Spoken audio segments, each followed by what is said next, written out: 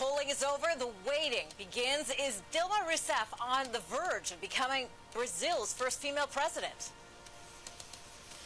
I'm Lucia Newman in Sao Paulo, where early results show that Rousseff is in the lead in the presidential elections, but not enough to win in a first round.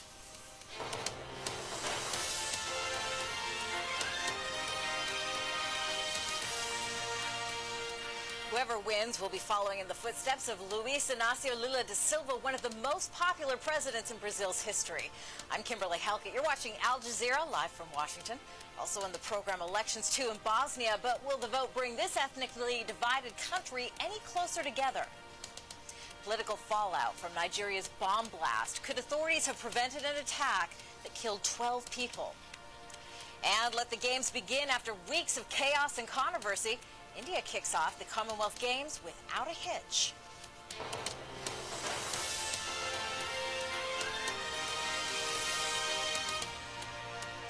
Counting is underway in the Brazilian election, and the country looks poised to elect its first female president. At this hour, Dilma Rousseff, the endorsed candidate of outgoing leader Luiz Inácio Lula da Silva, is ahead of her closest rival. But with more than 70% of the votes tallied, it's still unclear if Rousseff will win enough support to avoid a runoff. Well, let's take a look at where the top three candidates stand so far. Dilma Rousseff, a member of Brazil's Workers' Party, has won 44.6% of the votes so far. As Lula's hand-picked candidate, she has plans to follow his policies when it comes to politics and foreign relations. But if she fails to secure 50% of the ballot, she faces a runoff from José Serra from the Social Democrats. Now, he's a veteran of Brazil politics. The latest results indicate he has nearly 34% of the vote.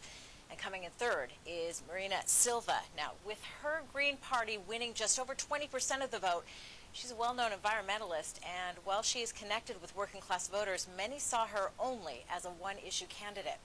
Well, Al Jazeera's team of reporters is covering all angles of this election. Gabriel Elizondo is in the capital, Brasilia, and our Latin America editor, Lucia Newman, is in Sao Paulo. Lucia, tell us, what do these results mean so far? Kimberly, they've been very surprising. What this really means is that another woman has deprived Dilma Rousseff of a victory, of becoming Brazil's first female president, at least in a first round. That's what they seem to indicate. José Serra, the Social Democrat, got roughly the 34% that the polls had been predicting. But Marina Silva, the outsider, if you like, the Green Party candidate, was expected to get no more than 13% by the best estimates. Instead, as you just mentioned, she has over 20%. That 7% difference is what Dilma Rousseff needed to have won in a first round election, to have won rather in this first round outright. So it does look like we will be going for a second round, and this is certainly a disappointing showing for the party, the ruling party, the Workers' Party of President Luiz Inácio Lula da Silva. Joining me now from Brasilia, from the Workers' Party headquarters, is my colleague Gabriel Elizondo. Gabriel, I understand that where you are right now, they were preparing for a big celebration. What is the atmosphere like there right now? Well, it's very somber here right now, Lucia. We are at what was supposed to be the Dilma Rousseff victory rally. And I'm going to have the camera pan off a little bit so you can just get a sense of what the scene is here. There's only a couple hundred people at most. This is not a scene, Lucia, of a campaign that's about to win the presidency of the biggest country in South America. Very somber atmosphere here. Everyone's under the impression that Dilma Rousseff is not going to win in this first round. Well, Gabriel, very clearly Brazilians so far seem to be indicating that they are not quite convinced yet that Dilma Rousseff is the president and they want. What is it exactly, why is it that they have reservations about her? What it appears to be, Lucia, is that Dilma Rousseff has really not separated herself enough from Lula. She's just run on Lula's platform and his charisma, so to speak.